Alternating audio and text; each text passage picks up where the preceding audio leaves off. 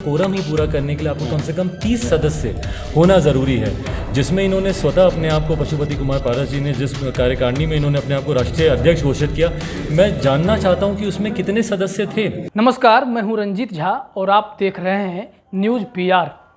लोजपा वाकई में किसकी है? आज चिराग पासवान ने शक्ति प्रदर्शन किया।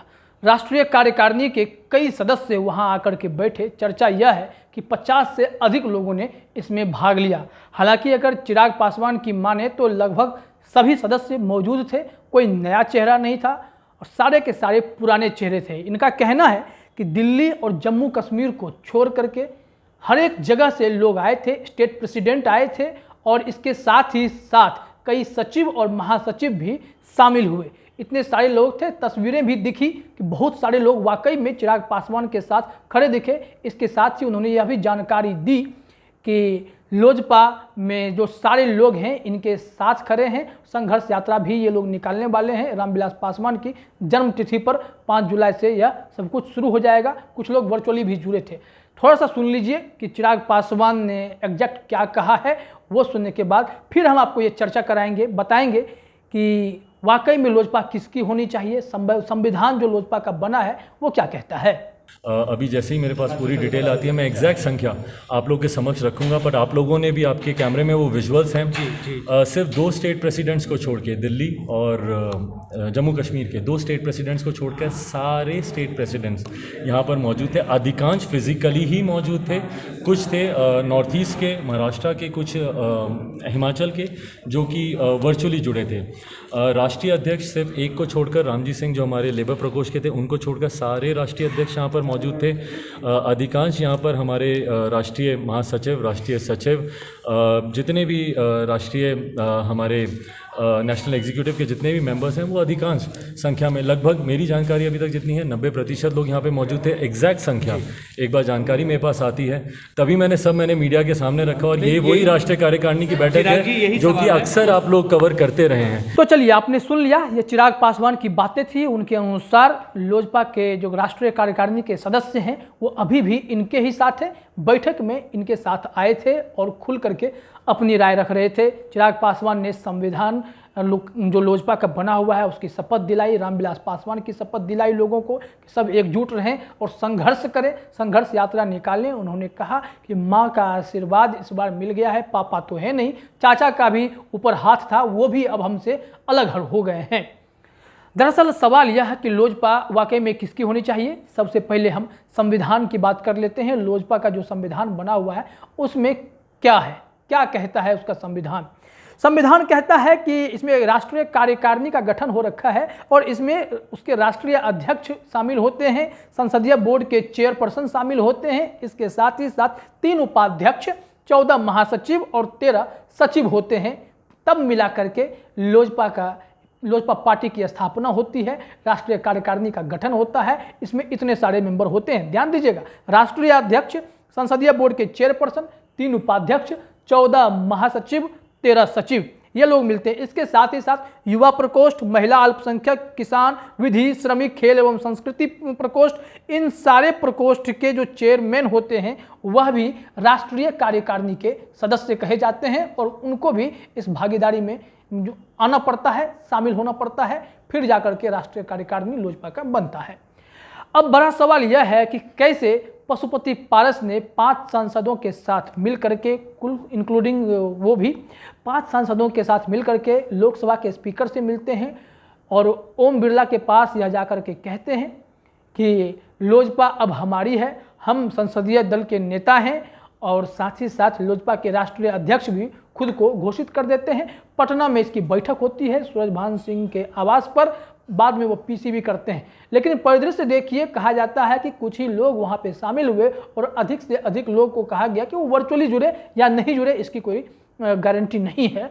और लेकिन पशुपति पारस ने राष्ट्रीय अध्यक्ष बनते ही तमाम कमेटियों को भंग कर दिया, राष्ट्रीय कार्यकारिणी को भंग कर दिया और अस्थायी कमेटी घोषित कर दी, जिसमें महबूब अली कैसर और वीणा देवी को जिम्मेदारी दे दी गई। महबूब अली कैसर जो हैं खगड़िया से लोजपा सांसद हैं और वीणा देवी सूरजभान सिंह की पत्नी हैं। वीणा सिंह अलग हैं, वो वैशाली से सांसद हैं। जदयू एमएलसी दिनेश सिंह की वह पत्नी हैं। यह फॉर्मूला तो हो गया। अब जरा याद कीजिए 2014 में जब रामविलास पासवान जीवित थे, उसी वक्त उन्होंने जो है चिराग पासवान को ताकत दी थी।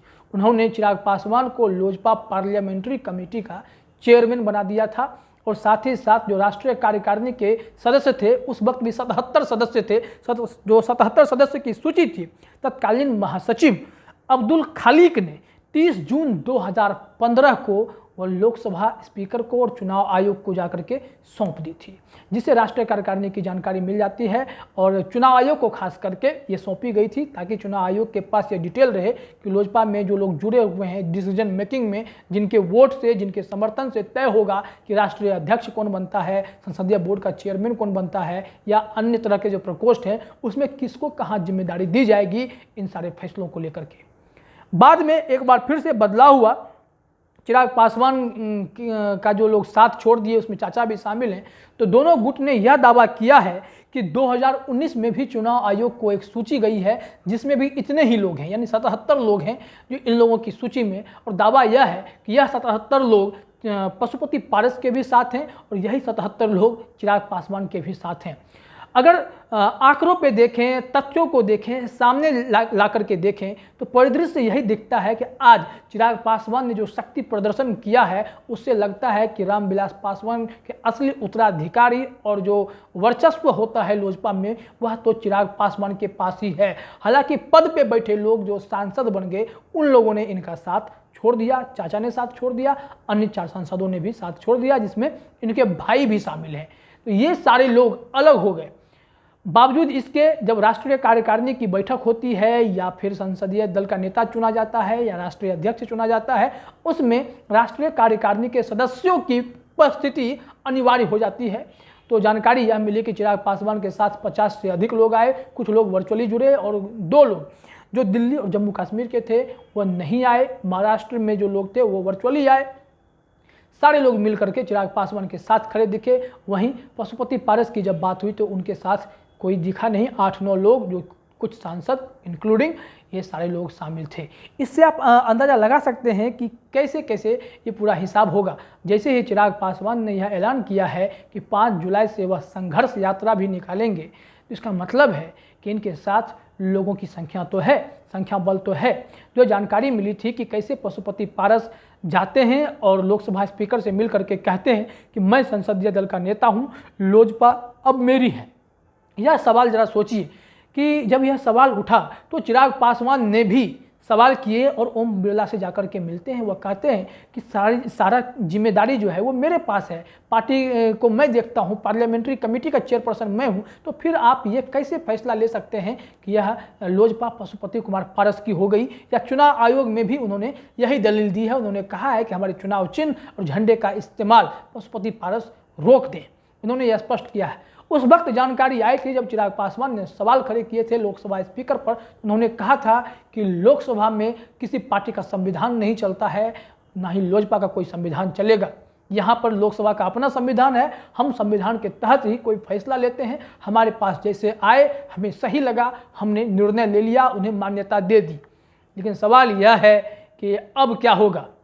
दरअसल लोजपा में अब वर्चस्व की लड़ाई हो गई है, बंगला किसका, बंगला किसका होगा। जो पूरा जो आप प्रकरण देख रहे हैं, कैसे टूट हुई, टूट के पीछे कौन था, और जो अगर पशुपति पारस के पीछे मुख्यमंत्री नीतीश कुमार का हाथ था तो वो उनके लिए वकालत करने दिल्ली भी पहुंचने वाले हैं। प्रधानमंत्री से मिलेंगे, बातचीत करेंगे और फिर बताएंगे कि पशुपति पारस को भी मंत्री बना दीजिए। उन्होंने लोजपा को तोड़ने में जो है सफलता पाई है। हालांकि चिराग पासवान ने नहले पे दहला कर दिया है, चुनाव आयोग तक पहुंच गए हैं। अब आगे देखना यह होगा कि चिराग पासवान इसमें सफल होते हैं कि नहीं। चुनाव आयोग फैसला करेगा और लोकसभा के स्पीकर को भी फैसला करना पड़ेगा। एक समय के लिए आप कह सकते हैं कि चूंकि 5 सांसदों का एकजुट होना ही इस बात के लिए लोकसभा में कानूनी मान्यता दे देता है कि जो ये 4-5 कहेंगे उसके हिसाब से वो संसदीय दल के नेता चुन लिए जाएंगे। लेकिन जब पार्टी बचाने की बात आएगी, चुनाव आयोग में मामला जाएगा, तो उस वक्त यह तय होगा कि पार्टी में किसके पास कितनी बड़ी जिम्मेदारी थी और कितने लोग राष्ट्रीय कार्यकारिणी के उनके साथ खड़े थे। उससे यह तय हो जाएगा कि लोजपा आखिर में किसकी है। हमारी नज़र लगातार बनी हुई है। चिराग पासवान जब यात्रा निकालेंगे उस वक्त भी हमारी नज़र बनी रहेगी और लोजपा में फैसला क्या होता है, अंदरूनी कलह सुलझता कैसे है और चुनाव आयोग इसमें कौन सा एक्शन लेता है, इन तमाम चीज़ों पर हमारी नज़र बनी हुई है। जैसे भी कोई अपडेट आएगा हम आप तक जानकारी पहुंचाएंगे। तब तक के लिए आप बने रहिए हमारे साथ और देखते रहिए न्यूज़ PR। आपका बहुत बहुत धन्यवाद।